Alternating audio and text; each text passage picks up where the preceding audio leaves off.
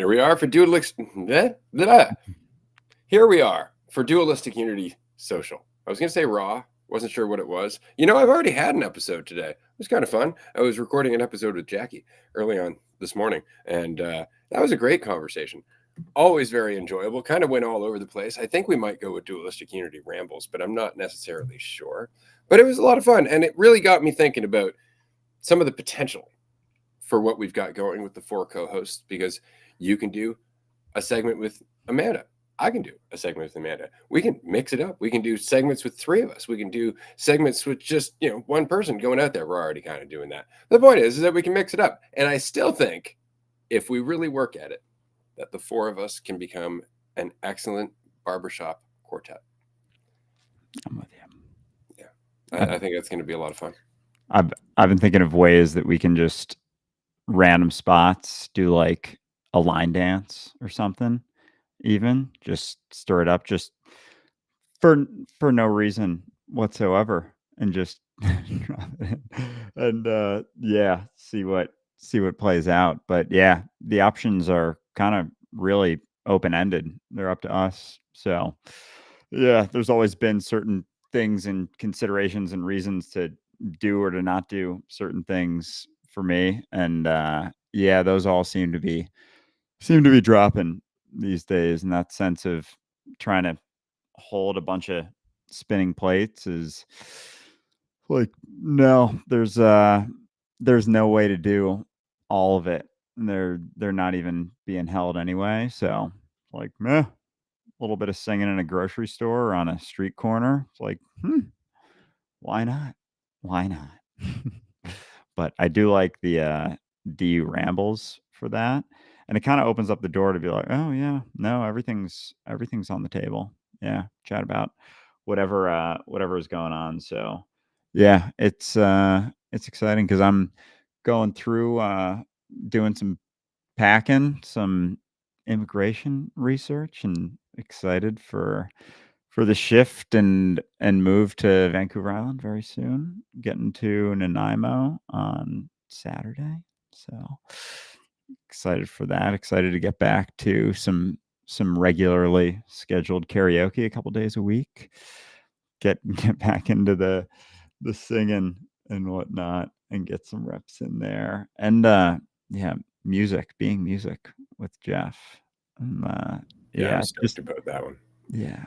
That's going to be a lot of fun to get back into. And then we got another retreat coming up. We got the last mini retreat of 2024 coming up. So that's going to be rad. It's going to be in Colorado. It's going to be I'm hoping, very light. It really is a dope place. It's a lot of fun. It's well decorated. It's always 420. I mean that. The clock on the wall always says 420, or at least last time I was there, they did that.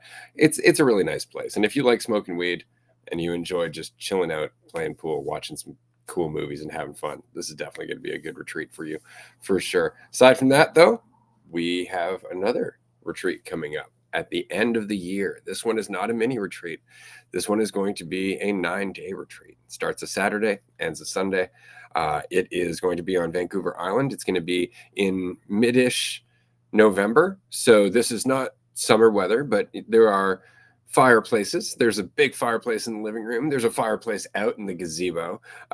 It's cozy in the extreme, and it's not super cold because it's Vancouver Island, in fact. So it is on the chilly side, but nothing that a hoodie won't help you with, or a light set of gloves. And there are 2 national parks nearby. The weather's beautiful for the most part. Everything's green and lush. It's Vancouver Island is what I'm saying. There's a hot tub.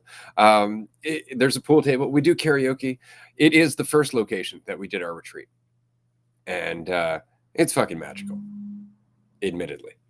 So I would say that if you are looking for a 9-day retreat, keep an eye out for the announcement. It's going to be on Patreon soon. Tickets are going to be first available to Patreon supporters in the order of their tier. So tier 3 first, and then tier 2 and tier 1.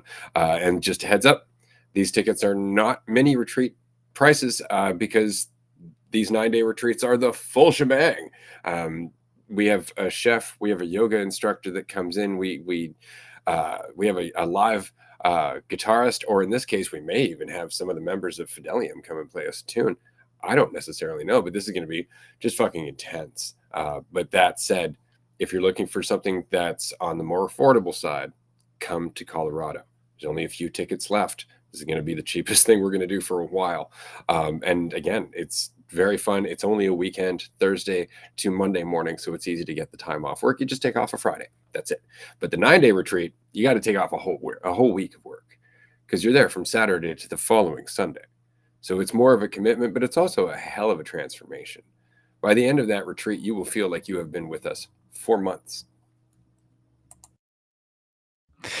Yeah, the time really does stretch while you're there. And yeah, you and Jackie, your conversation was definitely hitting, and that sense of feeling, and I think this relates to the retreats as well, like that sense of feeling like you have all of these obligations, and it's like all these different things going on for all these different different stuff, and like if all of that, fell and there wasn't so much, like what would you do? Like what would the next thing be that you did? And if there was, and this is the part that I was thinking about with the retreats, was that sense of like if there was no one to teach and no one to learn something from to help you gain anything, like what would you do? What would you be left with? What would you share? What would you express?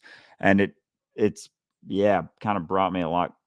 I don't know. I feel like closer to closer to expressing myself, and that idea that like there's something, like some deeper thing to share with someone, or something that's going to help someone do something for them that they couldn't do themselves, or that expressing anything and trying to teach something is even helpful at all in any sense. And so, yeah, the retreats really are not this place where there's, any answers, anything about the podcast. Like there's nothing, because it's speaking and hearing, it's not living, it's not life, it's not that action side of things. And so, yeah, if there wasn't anyone to teach or to learn some deeper thing from, like a Krishnamurti or Jesus or Alan Watts or anyone you want to look to, anyone online, anyone that's ever any historical figure, like they couldn't actually give you anything. Like, what would you do? How would you spend your time? And it definitely changes things pretty quick. So yeah. Also, Colorado mini retreat down there. Yeah, May 30th to June 3rd. Game room, hot tub, bonfire. Gonna be gonna be an awesome. And so much weed. I can say that because we're on Instagram. So a lot of weed. It's going to be a lot of weed at this one. That said, it's interesting because people can have two different experiences talking to me. Well, they can have a lot of different experiences talking to me. That's not necessarily true. But typically, if they're coming from the podcast and we're chatting in a one-on-one, or we're chatting at a retreat, you can do one of two things with your time with me. You can engage in conversation with me and try to answer some cerebral question. We can process some emotional thing. We can process a memory. We can do all that. I can help point out that there are other perceptions of the things that you've been through, and indeed of what you've gotten out of those things, that are just as valid as the perception that you have become attached to habitually. And we can do that. We can have that whole conversation, and I love having that conversation. It's not like I don't. But in that, there is still this weight that you are experiencing. There is this weight that you're going through. And it's because you're trying to get somewhere through the conversation. And again, we can do that. Or not. And just be there in the moment, free of the story, free of the narrative, in the experience that we're having. And that conversation is so much lighter immediately. All of a sudden, you are having an experience that reminds you what all of this is about. You're not trying to get to it, you're allowing yourself to have it. And that's when you laugh, and that's when it's light. That's when you enjoy the conversation and you feel that, that dance that's happening in the dialogue, rather than it being, now we're going to process things and it's going to be all very heavy. And this is a common misconception that if it doesn't feel heavy, you're not processing it. Again, this is just theater. To some degree, we are always processing. The reason it feels heavy is resistance to the fact that it's happening regardless of us. See, it's always happening. We're like, no, I'm doing it. That's when it's heavy. It's like, no, it's happening. No, I'm doing it. No, you're not. It's happening. Let it go. Just be here. And that's very much the point. If you want to come to a retreat and just hang. Just be. Just play pool. Let's go for a walk. Let's chill. Apparently there's a console game there at this location now, and that wasn't the case last time. Personally, I still go for the old school Pac-Man. Not gonna lie, the old school Pac-Man is my jam, or Galaga, which is great. But anybody who wants to come, we can play whatever. There's air hockey, there's foosball. Fucking love foosball. But the point is it's a place to just hang and be. If you want to go through some deep stuff, if the deep stuff pops up and you need someone to talk to, we're there.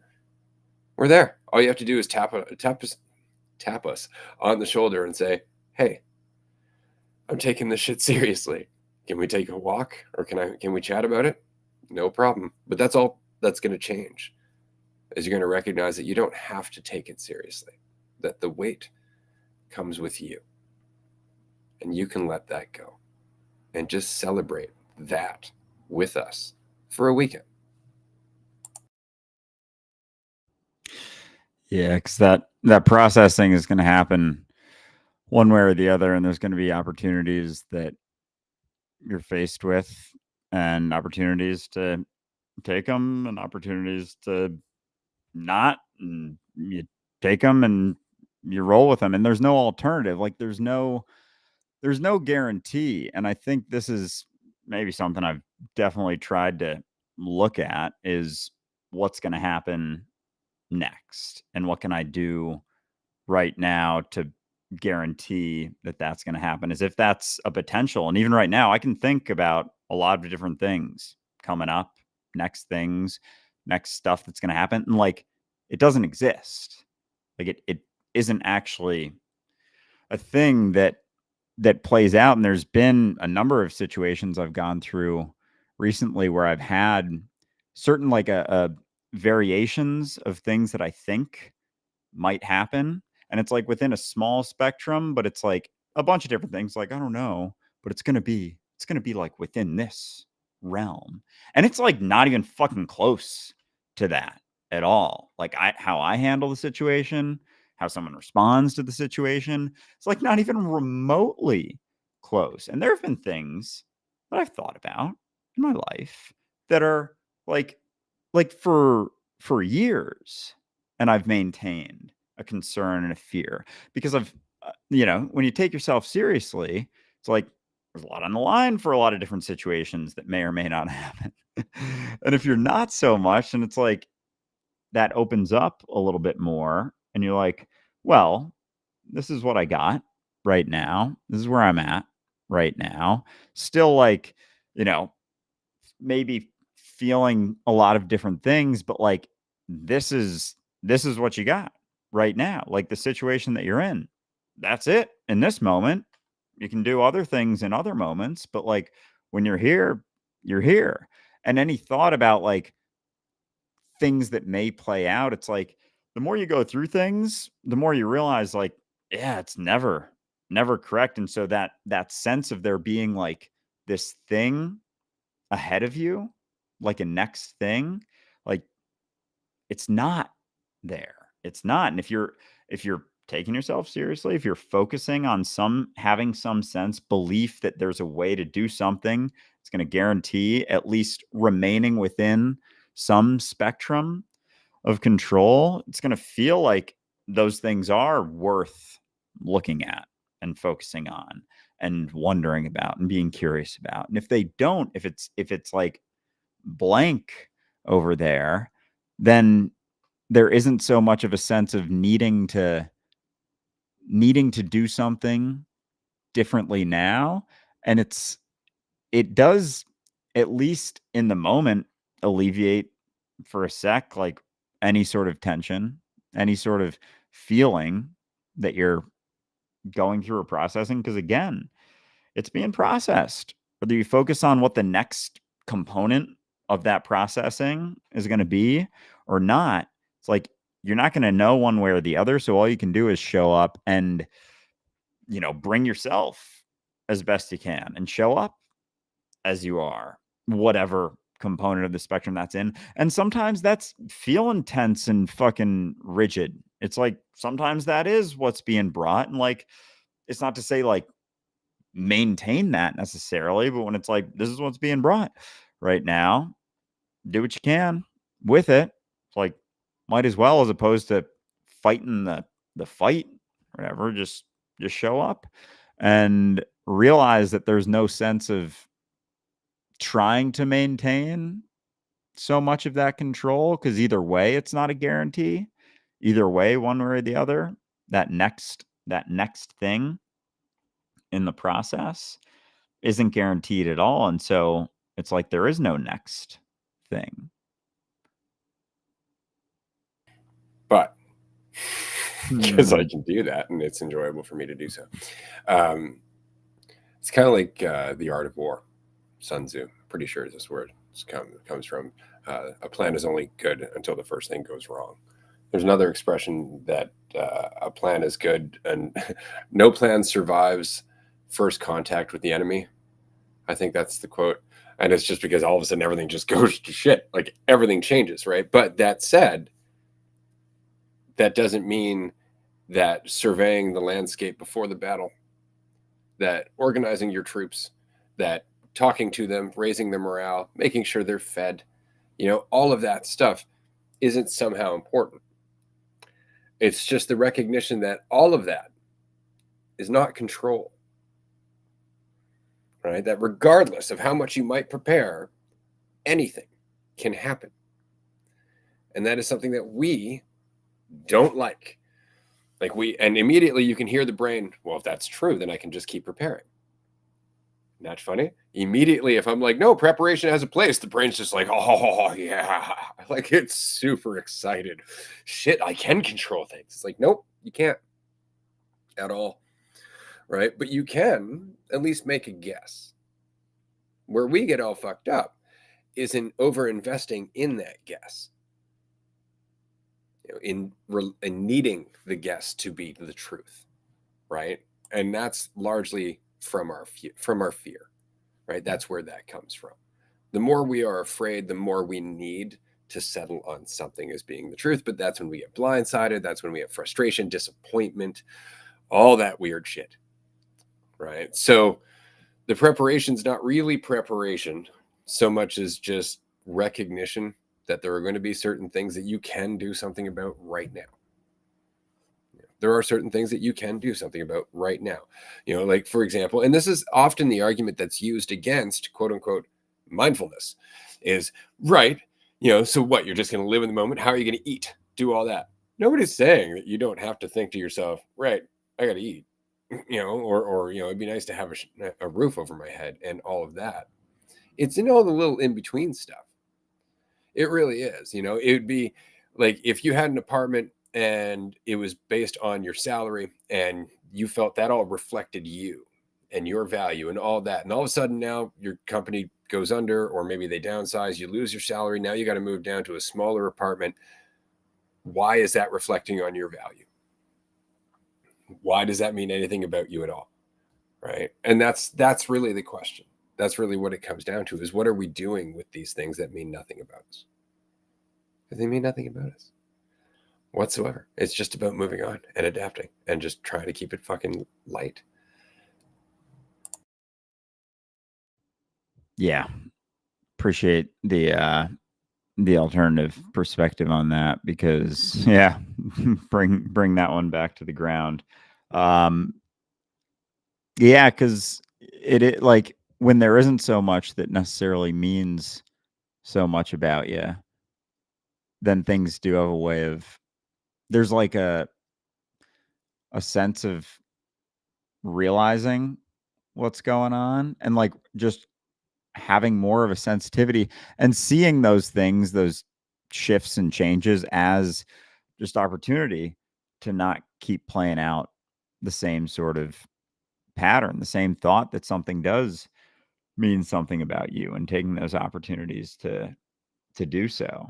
And so, yeah, now you got me thinking about, with the move, what apartment I'm getting. And I'm like, yeah, no, that is a decent opportunity to try something else and different, and like realize that it doesn't have to mean anything. Because there is like as much as, yeah, as much as you can talk about stuff, like obviously we've been talking about a lot more recently, like the application is all there is. And so there's opportunities to apply all the time, and so in a move, for example, looking at other apartments, different apartments, like that's an opportunity for growth right there. And you can take that opportunity. And so, yeah, like there's always those opportunities to not to not put yourself first, or your, because if it's always about your preferences, then doing those things that fulfill those preferences just maintain the same stuff you've been doing your whole life, the same story you've been worrying about, looking at, validating, because the preferences validate that story. And if you got one story for a bit and then it's really counteracting another underlying story, it's like you're left with a different perspective or whatever. And then that's what the preferences, that's what they validate, is that's what they maintain. It's like the preferences are the active maintenance of that existing story that you're fucking sick and tired of. You're like, why do I keep telling myself this story? Because you keep doing the same preferential things. You keep doing the things that you have a preference to do, as opposed to looking at those and realizing, like, that's what's validating the story, is those things. Oh, there is a physical application of it. It's not just this cerebral thing that you can control and express, and just and just express. Lightly. Like that's the thing. Like you've seen me when I go out in public. I'm just like, hey, how's it going?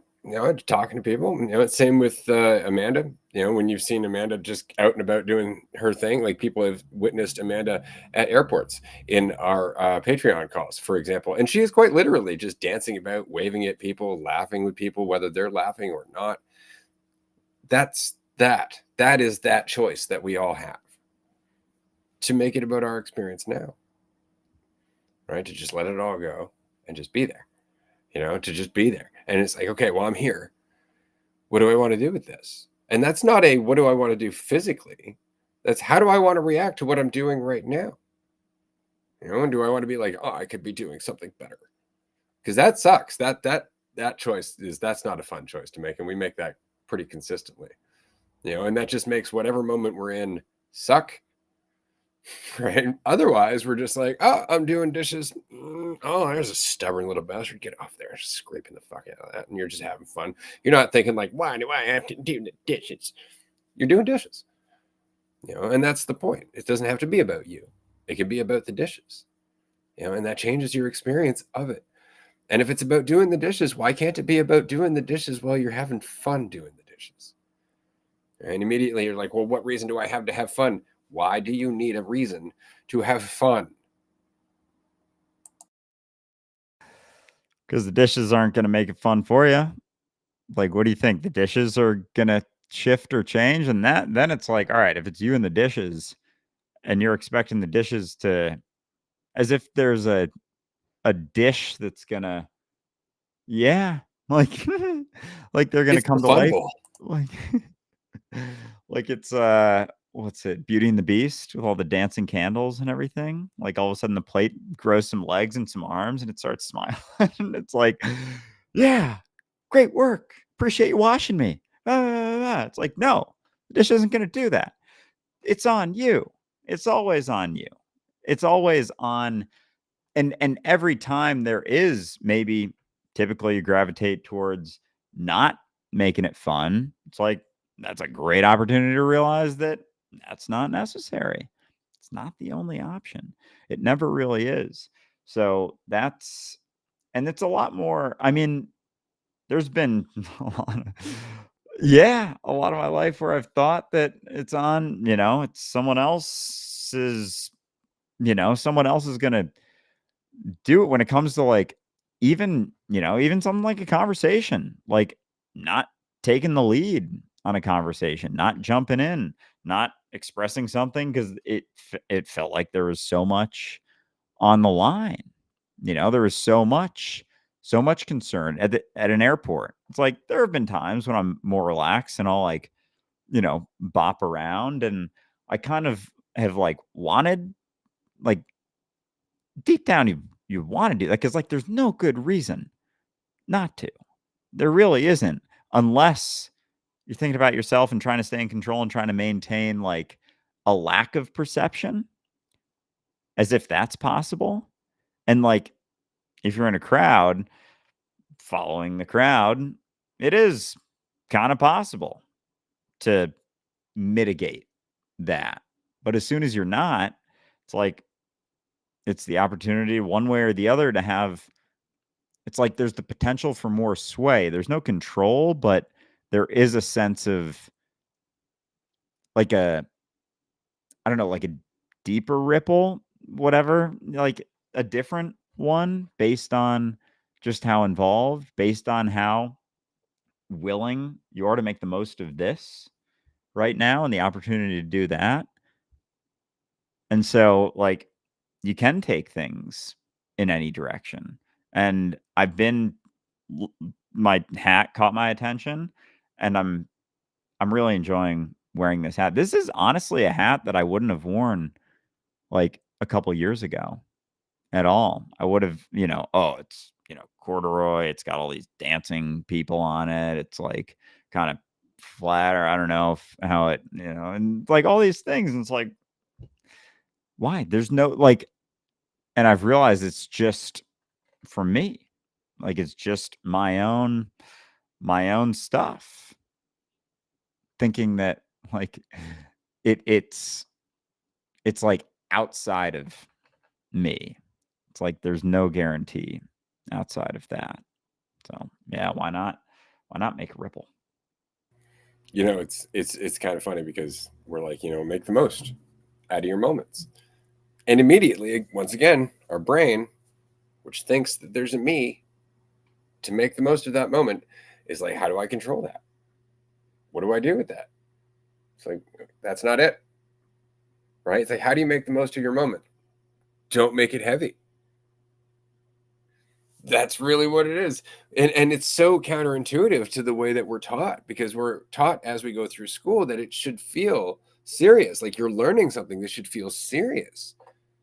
But in fact, you are paying the most attention when you're just relaxed and actually paying attention to what's happening rather than what it means about you. And again, that doesn't mean relaxed. You're like, just leaning back, laissez-faire, that kind of thing. But relaxed, like present, attentive, not self-absorbed, not caught up in doubts and thoughts and fears and needs and desires and insecurities and all that stuff, because that takes away from one's attention. And so making the most of each moment is actually really light. This is why when we are in the zone, quote unquote, when we are actually not thinking about ourselves but are firmly involved with what we're doing, it feels effortless. The zone does not feel hard to do when you're there, right? That's kind of the trick. Everything's a spectrum of that. How light are you making this? But often we don't want it to be light, because if it's heavy, that means I'm doing something. Means I'm making progress and taking down the walls. It's like, no, actually, you are maintaining that fucking wall. that wall of you, because it's as light as you make yourself. There can be that sense of like, yeah, but how do I get into the flow though? What's the steps? How do I get there and then maintain it? It's like, what if you're in it right now when you're not trying to get into it? Like what if you're in it right now? Crazy thought. Maybe how you're expressing yourself, because there's always the thought that like, yeah, but doing it this way is the right way to be in the flow. It's like, no, the flow's the whole spectrum. So if you're going through some stuff, like realizing that it's not like about making it heavy, and it's like you can go through stuff and realize you're in the flow right now, and like you don't even know what what is what is being expressed and what is being like learned, or what you're going through. Like oftentimes there's been periods of my life where I've, been feeling like I'm going through something, and then things shift and like all of a sudden it like makes sense. But it's like it shifts when I stop trying to think that there's some shift that's going to happen. Like that there is this shift of like you're going through something and then you're not. And it all makes sense. And it's like, what if there's no, because again, a shift is like this fucking conceptual thing, as if there's a point, there's a spot. It's like, where is that spot? Exactly. At what point on this timeline that your mind has to create when you're thinking about stuff does that exist? Does it exist here? Like, is it something you can think about? Is that timeline something you can you can see if you're not thinking about it? Is that point that it shifts something that you can keep in mind and you can get to and you can, cross at some point? It's like, oh, well, you just got to go through enough stuff and take these steps and follow fucking A Course in Miracles or read the Bible or, blah, blah, blah, blah, blah, like do all these things. And then once you finish that last chapter and close that book, and it's like, boom, it all shifts and changes. Like, no, it's like the whole time you're reading one of those things, if that's how you want to spend your time, you're there. Like, you are there. And when it's not about you getting somewhere or teaching something or learning something or expressing something or taking something in, then there is more. There's a lot more lightness here when it's not about where else you're getting or trying to go or trying to become or trying to turn into or trying to overcome or trying to maintain. It's like when all of those things are components of this weight. And if you don't have to do any of those things, then this is quite a bit lighter. Exactly. Which is why it's a balance. You can go a little bit too far on one side, right? Like you can, for example, you can be like, well, then I don't have to play any role whatsoever. I'm just going to be here and just do whatever I'm doing. It's like, that's going a little bit too far, and it's just because all of a sudden now you're disregarding your environment entirely. You're disregarding whatever it is that you could be doing as a participation with the people around you, and they're all preparing for stuff.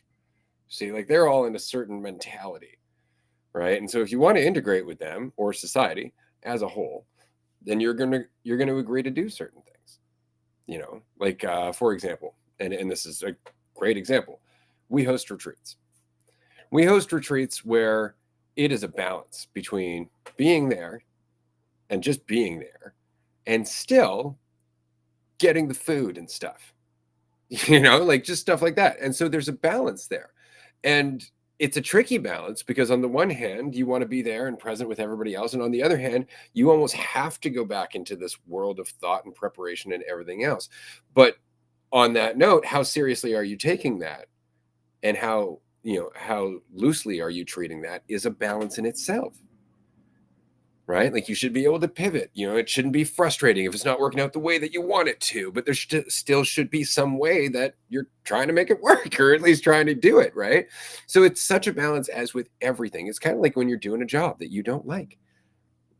Why you don't like it is the problem. The job's not the problem, right? There's a balance there. It's not just about getting the job done, it's also getting your relationship with the job in order, right? You chose to be there. You may be like, oh, yeah, because I got to pay my bills. Bills you choose to pay, right? And I got responsibilities to other people and obligations you choose to hold on to. Well, I care about these people. Exactly. Right? Like that's kind of the point, right? So it's all about the fact that regulate your relationship with now. Your relationship with now is that you're doing stuff because you want to. You don't have to take that to heart and value yourself according to how well you're doing it. You can pay attention and do it for its own sake.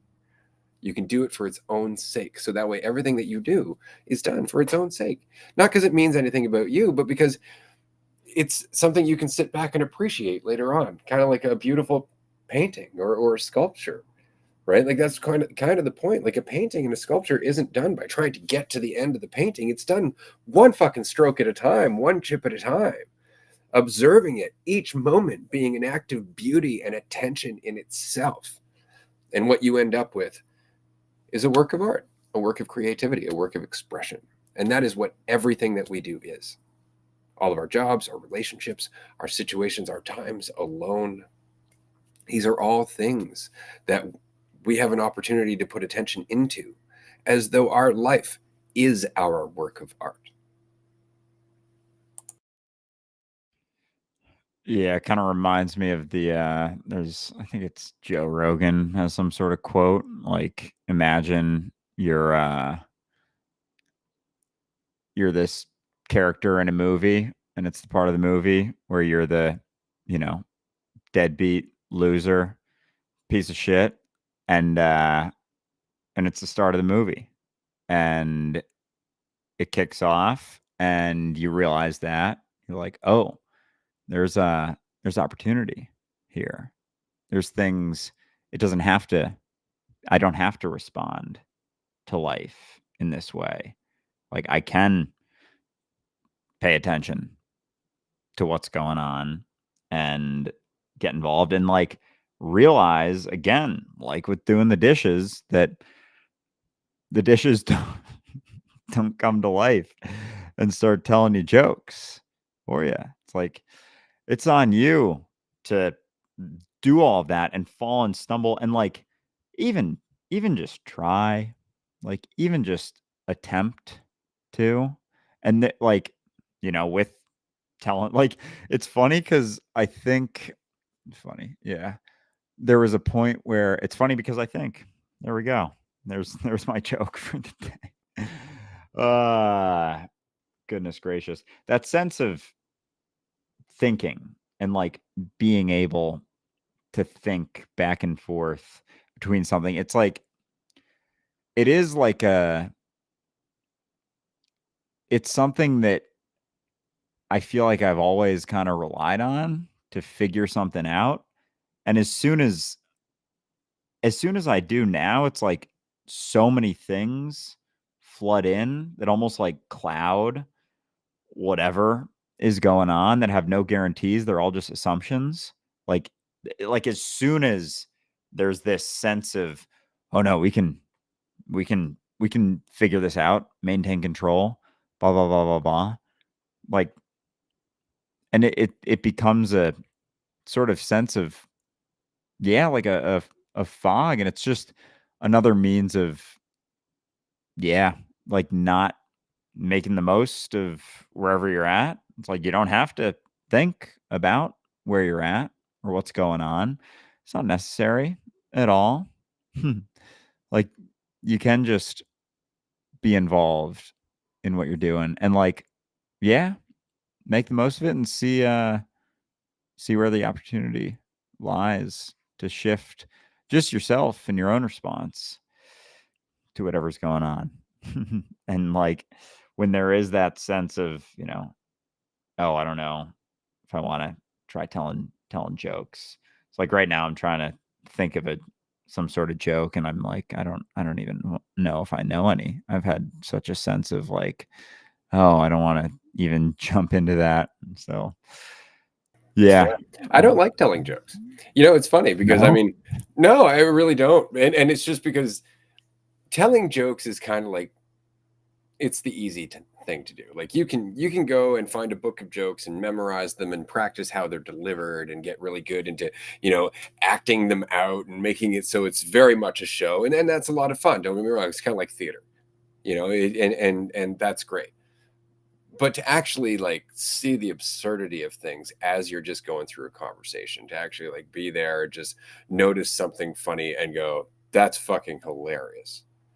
Like just stuff like that. Like to actually have the ability not to tell a joke, but to experience humor and share that humor. And that's really it. It's just to find something funny and then, put it out there and maybe somebody else will find it funny. The perfect example is that stupid fucking guillotine thing that we talked about last week, where I'm like, God, wouldn't that be hilarious? And then I made a photo about it and I put it on Instagram and TikTok. Instagram hated it. I got like 100,000 views or something stupid about just people just angry at me. And then TikTok, I'm at a million views today on that and people are laughing their ass off. Was that a joke? It was something I found funny, right? And that's it. I just put it back out there. I was like, that's fun, kind of funny, right? Or last week when I was walking along and there was this sign saying like, automotive repair, electronics, carburetors, all that other stuff. And then above it, it just said flesh. Like that's a random thing to add on to that list of services. What does that even mean? And to me, that's fucking hilarious. Nobody was there. Like, I just find that funny. Doing the dishes like we were talking about earlier. When I can't get some piece of fucking grime off, you're damn right I talk to it. I'm like, get the fuck off there. Why? It's not like it's listening to me. It's not like I actually think I'm talking to it. It's because it's funny to me. If I was to see that in a movie, some character just fucking struggling like a motherfucker with it, I would giggle. I would relate to that fucking person. Right? And that's the point, is that there's no way to be funny in the conceptual way. A lot of people try, a lot of comedians, that's how they start. They're like, I'm going to come up with jokes and I'm going to go up on stage. But it's not until they're laughing at those jokes themselves that they really hit. That they actually see the humor in it rather than thinking to themselves, what will somebody else laugh at? That's the difference. That's why I find telling jokes. And again, like I like it and I'm pretty good at it from time to time. I enjoy telling jokes because again, it's kind of like theater and there are some really good jokes. But I prefer to actually just catch things on the fly and find them absurd and laugh my ass off. And then when I get that look from the people around me, like eyebrow up, blank fucking stare, like what the hell is funny about this? I just fucking peel. Like I just laugh so much harder. I'll bend over and just fucking laugh just at the fact that nobody else gets it. That's gratifying as shit to me. Right? Because it's my life. It's not about you getting it. That's why it's funny. That said, we have 30 seconds left and a round table. Yes, round table in about 15 minutes. So if you're on Patreon tier 2, I think everyone who's signed up is tier 2 and tier 3. That's right. Yeah. You can register. Just go to patreon.com/dualistic unity. There's a post and it sends you to a form. You fill in the form. I send you the link. And if you don't fill it in the next 10 minutes, too bad. 10 minutes. Timer starts now. 5 minutes before. But yeah. All right. The sense of finding the humor in things like can only come. It's like don't have to look to anyone else to see if they find it funny. It's like you can find things funny yourself, and sometimes that's just laughing at yourself for being fucking absurd. Yep. And just to wrap this episode up, I want to go back to this comment left by Ronnie Big Balls. Looks so good, I dip you all in chocolate. Thank you, Ronnie Big Balls. We really appreciate that. See.